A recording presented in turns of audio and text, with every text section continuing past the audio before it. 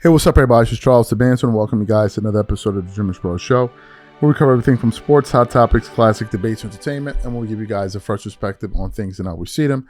And today we got a ridiculous show for you guys. But before we get into it, please make sure you like the video and subscribe to the channel. So let's get into today's topic here. So as you guys know, the Lakers just came off a very extremely impressive win against the Denver Nuggets, right? Very impressive win, and I got to hand it to the Lakers. They made some big plays down the stretch of the game for them to come away with that victory. They ended up beating the Nuggets 127 to 125. And I want to say this for the LeBron fans watching. The play when he dove to the floor and went for the loose ball, I clapped for him. I'm not being funny. I'm not being facetious. I clapped because he showed effort. Damn, like I clapped for him. So that was a great show of effort on his part. But the Lakers won that game. And Luka obviously hit the game winner, and then the Austin Reeves tip back. It was just a crazy game, right? Crazy, put back or whatever it is, crazy game, right?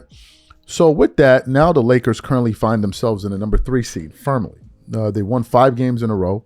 They beat some pretty solid teams along that stretch, although it's important to say they beat those teams without LeBron. He came back, I think, versus the Bulls, but he did play versus the versus the Nuggets, and they won that game. So the Nuggets now fall to the 5th seed.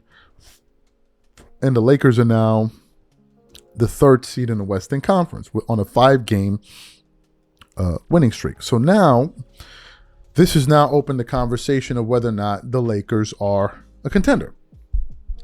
Personally, I don't think first of all, it depends on what you mean by contender. Can they be a playoff team that could potentially win a round? Yeah. But can they contend to come out of the Western Conference? No. I don't see the Lakers beating the Spurs, the Thunder. I don't think they beat the Nuggets in the playoff series, but they're obviously a playoff team. So Charles Barkley, before the game, he did one of those, you guarantee, one of those funny stuff things that he always does, where he essentially guaranteed that the Lakers are going to lose the game. So the Lakers won the game. And Charles was just basically lamenting, like, man, these people, I hope they don't Monday morning wake up and start talking about talk praising the Lakers and all that, twerking it up all over the tables. So I woke up. I was going to the internet and I saw this video from First Take where Stephen A. Smith was responding to Charles Barkley, and he was talking a little spicy. I ain't going to front. But before we get into Stephen A. Smith's comments, today's video is brought to you by our sponsor, PrizePicks. The playoff push is heating up, tournament hoops are here, and there's no better time to make your picks on PrizePicks. Every bucket, every dime, every win means more when you're right. And here's what got me excited. PrizePicks now has team picks. So on top of all the player picks you already love, you can now pick game winners, spreads, and totals too. I've been using it and honestly have no idea why I waited so long. I made my first team pick on a basketball game the other night, and it made watching so much more fun. The best part, you can even pick who's going to cut down the nets in a few weeks or who's winning it all this summer. All right in the same PrizePicks app. And team picks are available in 35 states, including California, Texas, Georgia, and Washington. If you're right on your picks, you cash in. It's that simple. Download the PrizePicks app today and pick your first game winner, spread, or total as the playoffs rolls on. And get $50 in daily fantasy lineups when you play your first $5 lineup when you use code CLNS. That's code CLNS to get $50 in daily fantasy lineups when you play your first $5 lineup. PrizePicks, it's good to be right. All right, cool. So what we want to do is we're going to play what Stephen A. Smith had to say in response to Charles Barkley, and I'm going to come back and continue on the show. Take a listen to Smith here. My worst nightmare is the Lakers winning tonight. And I have to listen to all the crap on Monday on all the talk shows how the Lakers are contenders. If they get a home court advantage, will it make them a contender? No. If they get the 3 seed, are you telling me they wouldn't be a contender? They're in the 4 seed right now. They're not. They're 3 seed. They're not a contender. What makes you a contender then? Please don't let them win. I'm going to be nail biting all night tonight because they're going to be talking about it all day Monday. Thank God I'll be in Dayton. I don't care where you are, Charles Barkley. This is your nightmare scenario. Here we are. Lakers won, and we're about to react to it. Stephen, hey, what do you have to say to Charles?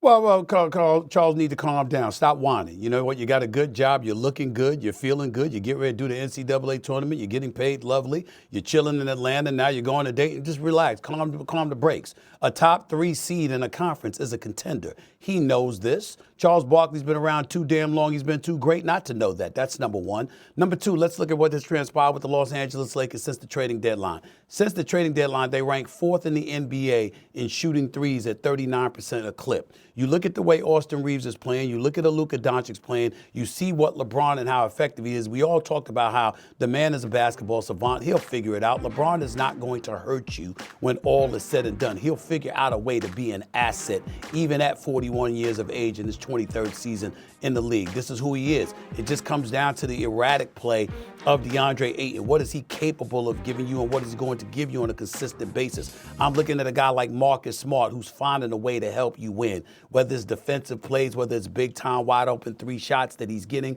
I'm looking at Luka Doncic. That guy should have forced him to the double team. He shouldn't have let him go baseline. That's where he got himself hurt. But in the end, give Luka credit where credit is due. Luka's leading the NBA in scoring, 32.8. He's 3rd in assists at 8.5 a game. And if you have a prolific offense in the game of basketball, it puts an opposing defense on its heels. And let's keep in mind that last part about that 3rd seed. When you talk about that 3rd seed, what that means essentially is that if you're the Los Angeles Lakers, you're going to have home court advantage in that first round.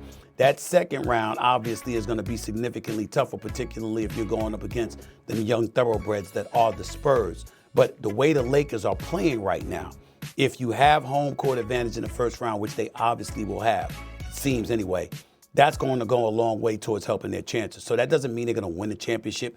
Doesn't even mean they're going to get to the conference finals. What it does mean is that they qualify as a contender, and Charles Barkley needs to stop that nonsense. And by the way, stop lying and acting like you're not watching, because you are watching from Dayton. That's why you complaining, because you knew you were going to turn on your TV to watch. Cool. So you heard what Stephen A. Smith had to say. What are my thoughts about this? Look, guys, first of all, I think some of that is performative. I think it's for TV. Stephen A. Smith is not serious talking about the Lakers or title contenders, man. You're not serious. Like, no, you're not. The teams that are contenders are not the Lakers. You have real legitimate contenders. Here are the teams that I think are real contenders to win it all. I think the Nuggets are real. I think the Thunder obviously are real. I think the Spurs are real. If you go out to the Eastern Conference, I think the Pistons are real. I think the Celtics are real. I think we have 5 real teams. Then you have the second group of teams which could potentially do something, which is like the Knicks. I would put the Cavs. I'll put the Wolves. I'll put the Lakers in that group. That's how I would bunch it all up.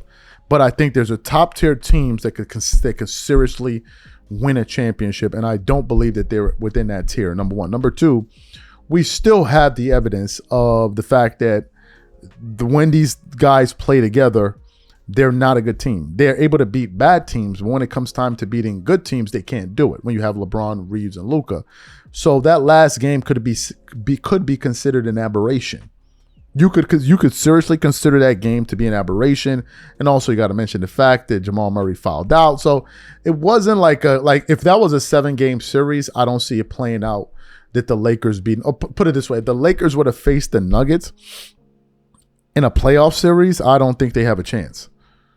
They may win 1 or 2 games. I don't see them beating the Denver Nuggets in the series. So to that part, I don't think Stephen A. Smith is being serious. I think he's just trolling. He's just doing Monday morning quarterbacking and just riding the wave because the energy is all in that direction. I don't think he's being serious. I really don't think so. I think the legit teams are the teams that I mentioned. Obviously, this is just my opinion. I'm not saying I have all the answers here. This is my opinion. But I think those are the legit teams, and I think the rest of the teams are just not really real. These are my thoughts. Whatever you guys think, please leave your thoughts and comments in the comment section. We catch y'all on the next show, and I'm out. Peace.